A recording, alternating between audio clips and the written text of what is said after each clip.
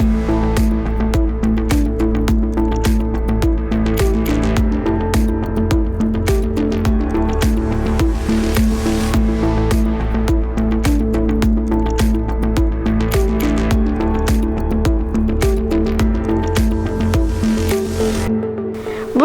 à toutes et à tous. Bienvenue sur le plateau du journal télévisé SMRV pour notre 3e édition. À présent, ouvrons notre journal et en voici les titres. En raison des conditions sanitaires, le Collège Sainte-Marie a opté pour l'intervention de personnes et d'associations. Nombreux ont été les invités sur le plateau de Point de rencontre et parmi elles, celle de Muriel Verstichel qui est intervenue au niveau 6e. C'est ce que nous verrons dans un premier temps. Puis, dans un deuxième temps, nous recevrons sur le plateau de Point de rencontre Monsieur Jackie Cordonnier, un historien de religion et un spécialiste des religions et des sectes attachés au ministère. Et enfin, pour terminer ce journal, nous recevrons sur ce plateau le témoignage de jeunes élèves de 4e en section européenne afin de partager avec nous leurs expériences. Nous commençons donc notre journal par l'intervention de Muriel Verstichel. Muriel Verstichel est écrivain, présidente de l'association Le Cahier à l'envers et fondatrice de l'association Saint-Vincent-Paul à Valenciennes. Elle a choisi de travailler cette année sur le thème Le voile bleu de Marie, que nous avons invité sur notre plateau SMRV de Point de rencontre.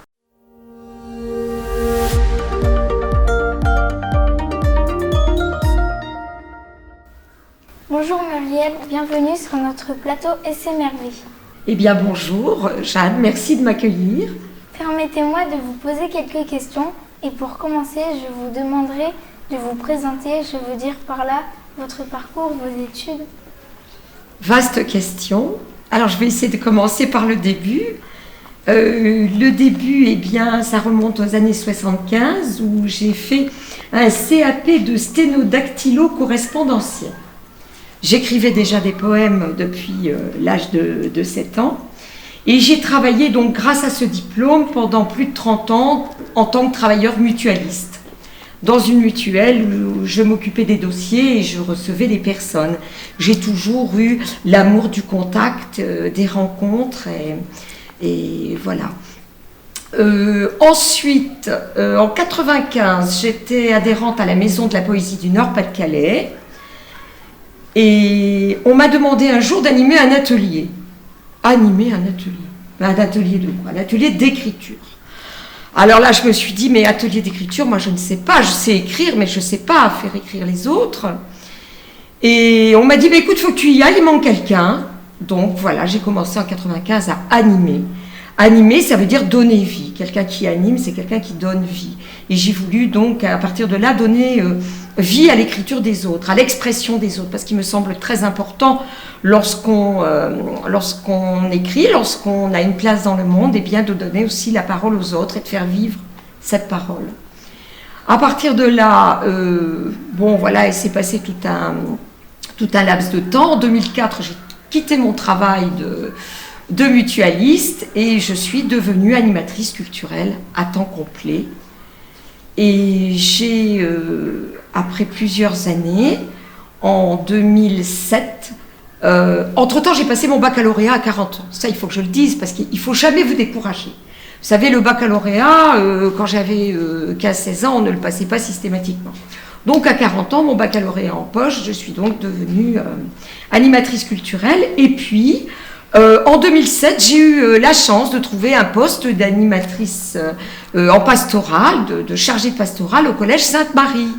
D'où mon histoire avec le Collège Sainte-Marie qui continue. Et donc voilà, pendant 4 ans, j'ai repris parallèlement des études à l'Institut catholique de Paris pour obtenir un diplôme de théologie, parce qu'il me semblait très important de comprendre ce que je faisais, de comprendre aussi la place de Dieu dans ma vie, du Christ, et puis aussi d'en parler. Parce que, voilà, sans prosélytisme et sans emphase. Et à partir de là, eh bien, je reviens systématiquement au Collège Sainte-Marie pour faire un livre, donc sur la demande de Monsieur Balic, à partir donc, de la demande aussi de Madame Rezouk, votre responsable du CDI. Et donc voilà un petit peu mon parcours. Et j'ai créé en 2005 une association qui s'appelle Le Cahier à l'envers. Alors c'était le cahier à l'envers, qui est devenu le cahier à l'envers, le cahier qui marche après un séjour de 4 mois au Cameroun où j'ai découvert et j'ai travaillé avec des enfants et des adultes formidables. Et donc je suis présidente et j'anime des ateliers un peu partout, en France, à l'étranger. Voilà. C'est mon travail d'animer. Vous avez choisi d'être animatrice au collège avec les 6e, plus particulièrement, pourquoi ? Alors avec les 6e, parce que c'est un petit peu ce que M. Balik et Mme Rezouk ont vu ensemble, c'est-à-dire c'est un livre d'intégration, entre guillemets, dans le collège. Ça va permettre aux jeunes qui entrent, donc c'est une nouvelle vie, quand on est en 6e, une nouvelle vie commence, ça va leur permettre de s'exprimer par l'écriture, par aussi des ateliers plastiques, et puis surtout de dire des choses très importantes. Ça paraît rien, une petite phrase, mais c'est très important. Parce que quand on écrit, forcément, on parle de soi.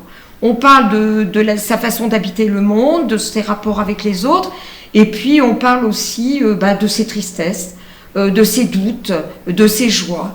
Donc voilà, ce livre que je fais à Sainte-Marie, avec les 6e, depuis maintenant 5 ans, je pense, eh bien, est porté aussi en offrande lors de la célébration de Noël. Donc ça, c'est important parce que tous les enfants participent. Et voilà, c'est un petit cadeau à l'enseignement que vous recevez au collège. Vous avez choisi le thème « Le voile bleu de Marie ». Pourriez-vous nous expliquer la raison de votre choix ? Le voile bleu. Alors, curieusement, le livre est rose cette année.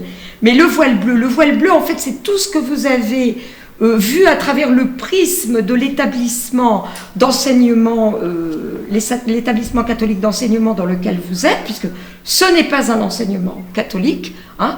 Vous recevez un enseignement avec des valeurs qui n'est toujours pareil, qui n'est pas prosélyte, hein, et qui vous mène vers justement un peu à vous dévoiler. Donc le voile de Marie, puisque pour moi Marie c'est, si vous voulez, le fil rouge avec un voile bleu de toutes les religions, puisqu'on la retrouve à la fois dans l'Ancien Testament, dans le Nouveau Testament et puis dans le Coran.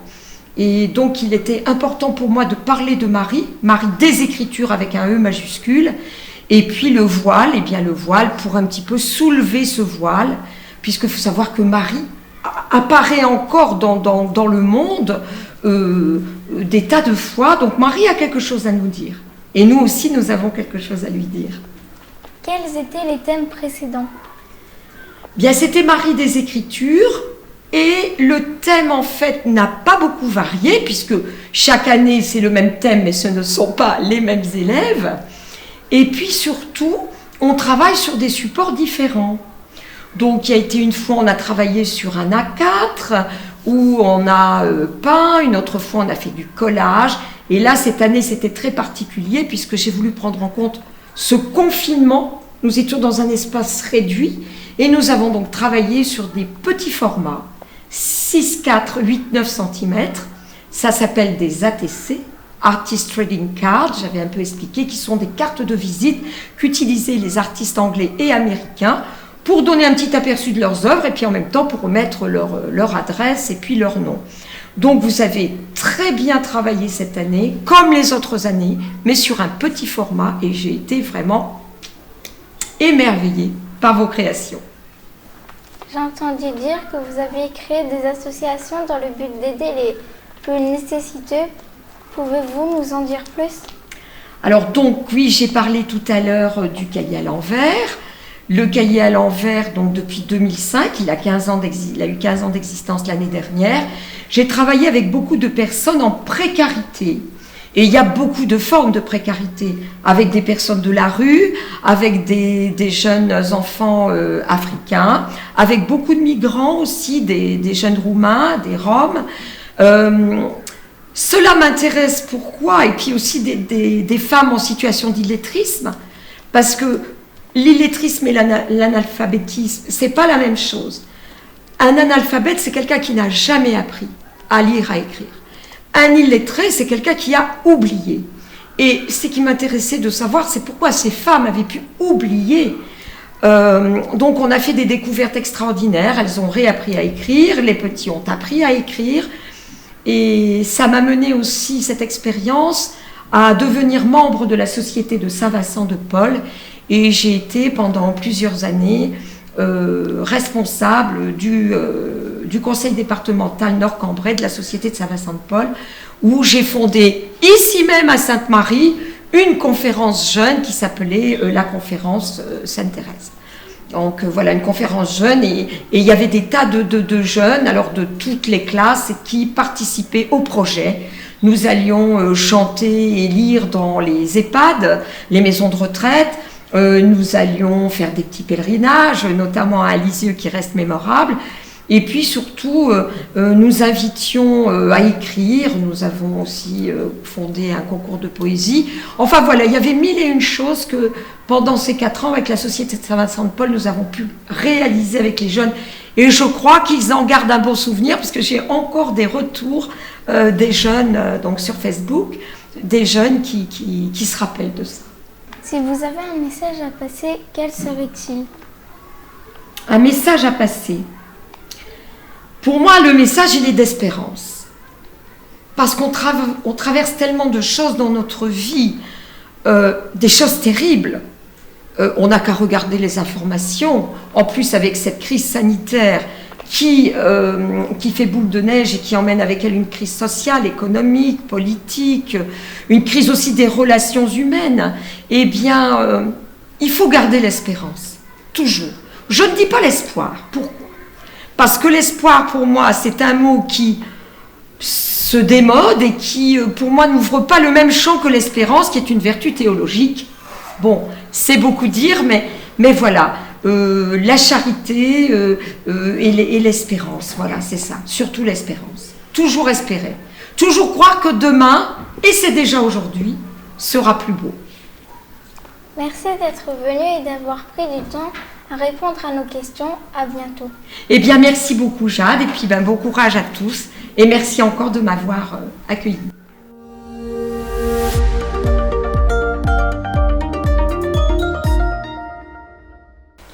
Pour la deuxième partie de ce journal, nous avons l'honneur de recevoir M. Jacky Cordonnier, un historien de religion et un spécialiste des religions et des sectes attachés au ministère, membre du Conseil d'orientation de la Mivilude, mission interministérielle de vigilance et de lutte contre les dérives sectaires auprès des services du Premier ministre. Il parcourt la France pour donner ses conférences et rencontrer les jeunes. Interview de Chiara Musolin.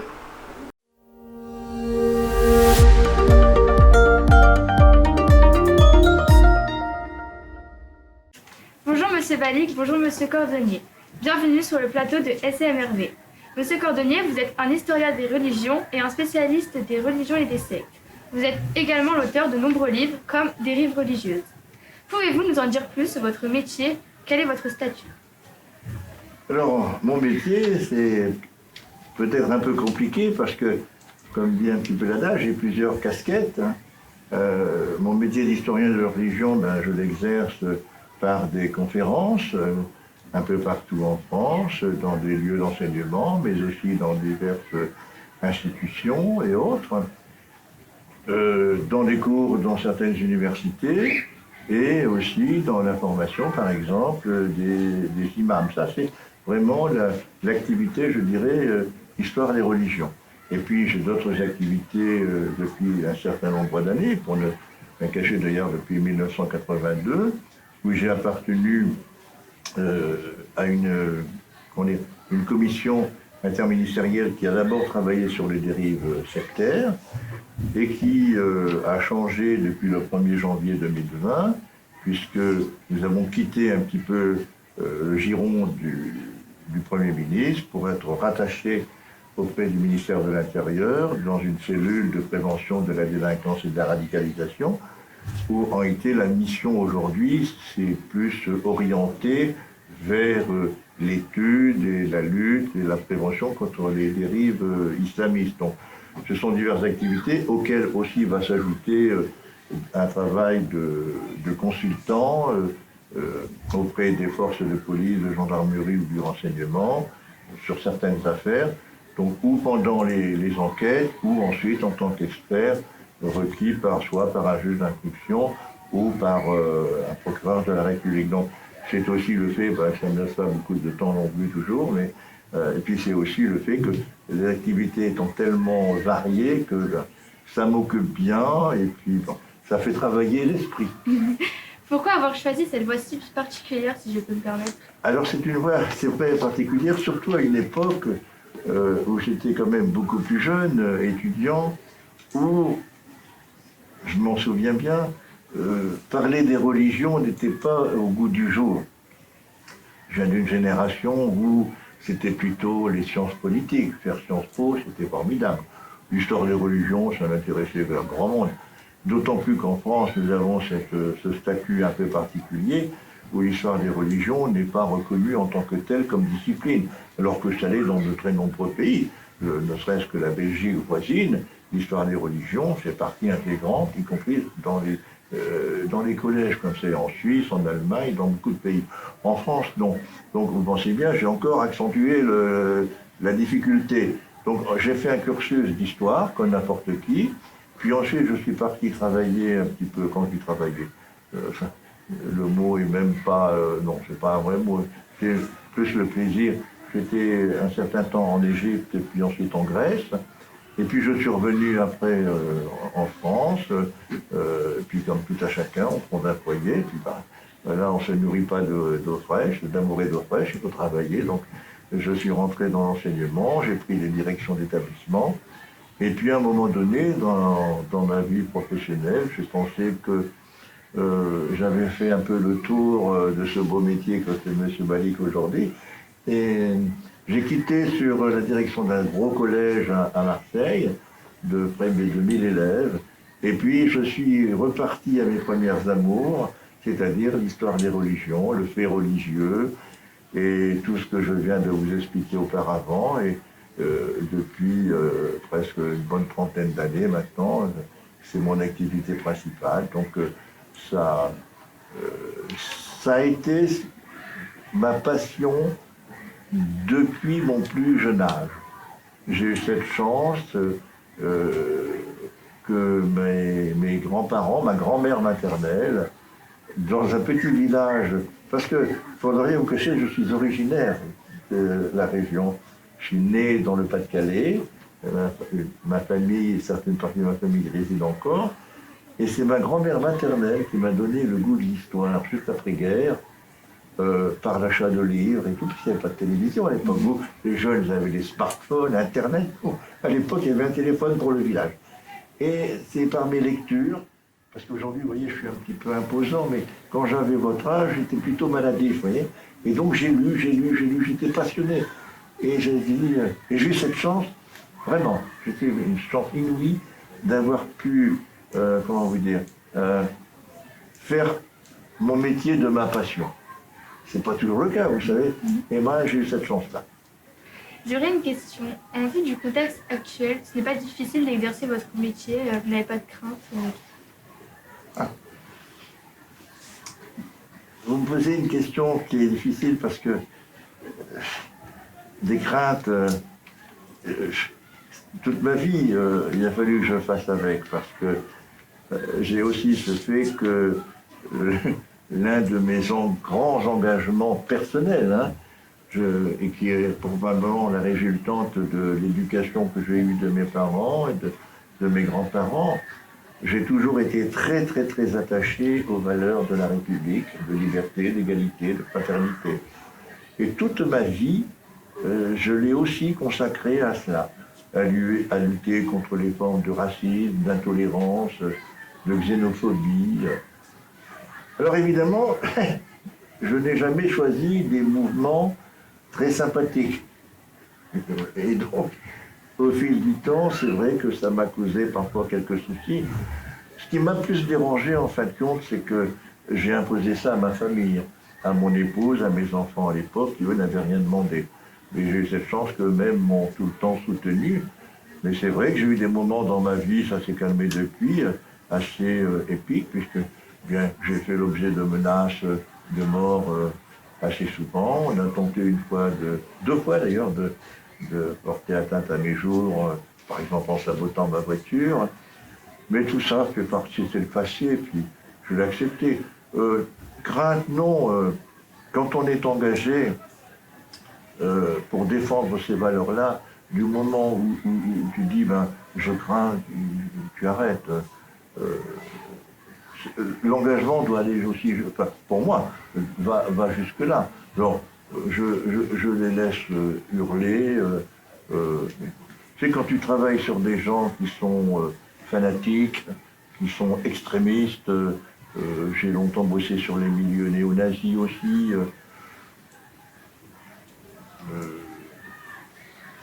C'est mon engagement personnel. Donc, les craintes, je fais attention, je ne suis pas non plus un huluberlu. Avec l'expérience qui est aujourd'hui la mienne, je fais attention. À certains moments où je dois exercer mon métier, par exemple, en venant ce matin ici à Sainte-Marie à Valenciennes, je suis parti quand même du principe que je ne risquais pas ma peau. Donc, c'est un moment pour moi de détente aujourd'hui. Ce n'est pas toujours le cas. Hein, c'est pas toujours le cas, parce qu'en plus, dans mes expertises, il m'est arrivé que des gens se soient retrouvés en prison par rapport aux expertises, au travail que j'ai pu faire. J'ai aussi permis l'arrestation de pas mal d'individus qui eux-mêmes se sont retrouvés en prison. Donc, ça ne m'a pas fait que des amis.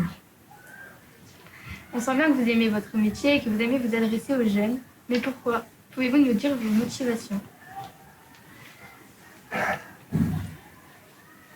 Vous êtes l'avenir d'une société. Et moi, mon temps est terminé quasiment. Et c'est une nécessité, un devoir, en tant qu'éducateur, d'essayer de donner aux jeunes le fruit de mon expérience.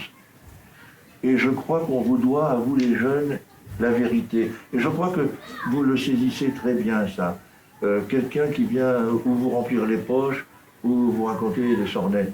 Je crois que vous captez très bien, parce que vous avez pu le remarquer, j'ai parfois un discours extrêmement provocateur avec vous, les jeunes. Mais ce langage-là, il est nécessaire. Mais ce sera toujours un langage de vérité. Et je crois que justement, on vous doit cette vérité-là. Parce qu'en face, vous avez d'autres individus qui, eux, ne manient que le mensonge, les fausses nouvelles, vont travestir la vérité. Donc, mon travail, simplement, c'est de vous donner les éléments pour qu'un jour, eh bien, vous puissiez faire vos choix. Et c'est aussi, pour moi, quelque chose qui est primordial. J'ai fait une fois le calcul, je dois rencontrer à peu près 40 000 jeunes par an, de collège jusqu'à l'enseignement supérieur. Et c'est ma vie. Mon épouse dit toujours que quand c'est les grandes vacances, les vacances d'été, à partir de la mi-août, il commence déjà à tourner, et je suis un peu comme vous, hein, je prépare mon sac, hein, je prépare ma trousse, parce que je sais que ça me manque, cette rencontre-là, et on s'enrichit, vous ne vous rendez pas compte. C'est pas simplement moi qui vous amène des choses, mais vous, les jeunes, vous m'amenez énormément de choses. Et vous ne vous rendez pas toujours compte. C'est un enrichissement extraordinaire, pour moi, ça. Ces temps-là, vous savez, je dirais même de partage. Hein, je trouve ça extraordinaire. C'est tout le métier de l'éducateur et du pédagogue, ça. Voyez-vous, on est au cœur même de notre métier, et de celui d'enseignant et de professeur. Et pour moi, le plus beau métier du monde. Monsieur Balic, je voudrais savoir comment avez-vous connu Monsieur Cordonnier et pourquoi avoir voulu son intervention à Sainte-Marie? Alors j'ai connu Jackie quand j'étais enseignant à Cambrai et c'était pas à l'époque c'était pas mon choix, c'était le projet pastoral de l'établissement Notre-Dame-Cambrai et j'ai trouvé ça intéressant, j'ai trouvé ça parlant aux élèves. J'ai été persuadé très vite que ça apporter quelque chose dans la construction et dans la croissance des élèves. Et après, je suis devenu chef d'établissement à Niche, où j'ai fait venir, cette fois c'était mon choix, de faire venir Jackie rencontrer les élèves de Saint-Joseph à Niche. Et puis à Sainte-Marie, c'est encore plus évident. C'est encore plus évident parce que ici, ce qui fait la beauté de Sainte-Marie, c'est sa diversité culturelle. Et dans le projet pastoral, dans une école catholique, une école confessionnelle, on a la chance de pouvoir vous parler de Dieu, ce qui n'est pas le cas dans une école laïque. Donc ici, on a la chance de pouvoir nous positionner, nous dire qui nous sommes, et on a la chance de pouvoir, comme ça, construire un parcours qui vous apportera des clés de compréhension. Et pourquoi je dis en particulier à Sainte-Marie aussi parce que j'ai en tête des mots de Monseigneur Garnier, qui était l'archevêque avant Monseigneur Dolman, qui est actuellement en place à Cambrai, puisque Monseigneur Garnier est décédé l'été précédent. Et Monseigneur Garnier disait que la tolérance, ce n'est pas suffisant. La tolérance, ce n'est pas suffisant. Ça veut dire vous autres par ici et nous autres par là, et on ne s'agresse pas. Mais ça, c'est pas suffisant. Ce qui est, à mon avis, intéressant, c'est d'aller connaître l'autre, d'aller rencontrer l'autre, et d'aller voir que finalement, on a beaucoup de points communs. Donc c'est un peu ce que j'attends quand je fais venir Jackie, par exemple, avec les 5e. L'intervention sur les religions monothéistes se termine en disant que finalement, juifs, chrétiens et musulmans, nous sommes des enfants d'Abraham. Donc si dans la cour de récréation, on se voit non plus comme des juifs ou des chrétiens ou des musulmans, mais comme des enfants d'Abraham, et bien là, je pense qu'on est au début de belles choses. Merci Monsieur Cordonnier et Monsieur Balic de nous avoir accordé de votre temps et de votre bienveillance pour répondre à nos questions.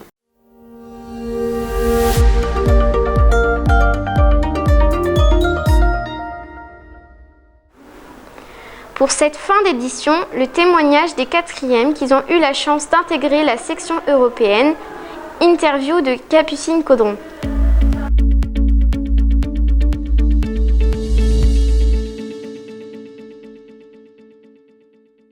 Bonjour Lou, bonjour les loups. Bonjour. Bienvenue sur le plateau SMRV. Vous êtes des élèves de la section européenne. Pourquoi avoir choisi cette option? Qu'est-ce qui vous motive? On a rejoint la section Euro parce que nous aimons la langue, mais aussi parce que cela nous ouvre plus de portes dans un avenir professionnel. Et la section nous permet aussi de finir nos études dans un pays totalement étranger. Vous suivez comme les autres élèves les cours d'anglais. Pourriez-vous nous dire ce que différencie le cours classique de la section européenne?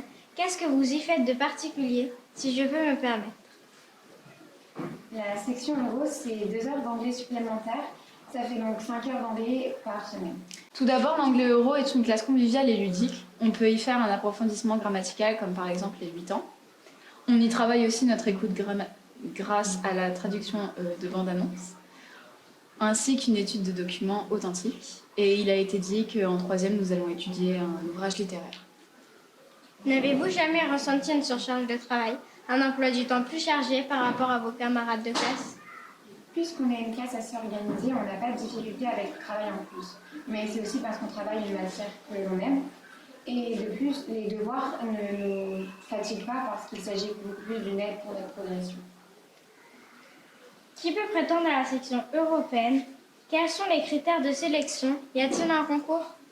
Alors non, nous ne passons pas de concours, puisque durant les années de 6e et 5e, nos 3 professeurs, Madame Macler, Madame Giuliani et Madame Boff, émettent une opinion sur les 3 critères suivants: le comportement, la participation et les résultats de l'élève voulant intégrer la section. Pensez-vous faire le choix d'une seconde au lycée par rapport à votre parcours euro? Si on a voulu intégrer la section, c'est pas pour pouvoir arrêter à notre entrée au lycée, mais tous les élèves de la section savent se tourner vers un lycée proposant une section euro, tel que Wallon qui offre une section internationale, ou d'autres lycées comme Notre-Dame, qui nous ouvrent leurs portes grâce à notre pratique courante des langues. Avez-vous une idée de votre métier? Sera-t-il en lien avec la section?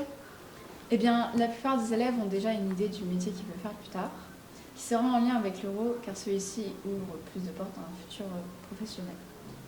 Il y a de plus en plus de demandes de maîtrise de l'anglais, notamment afin de pouvoir passer des concours comme TOEIC et TOEFL.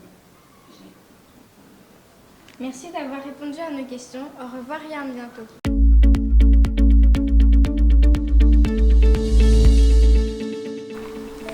À présent, nous allons clôturer ce journal.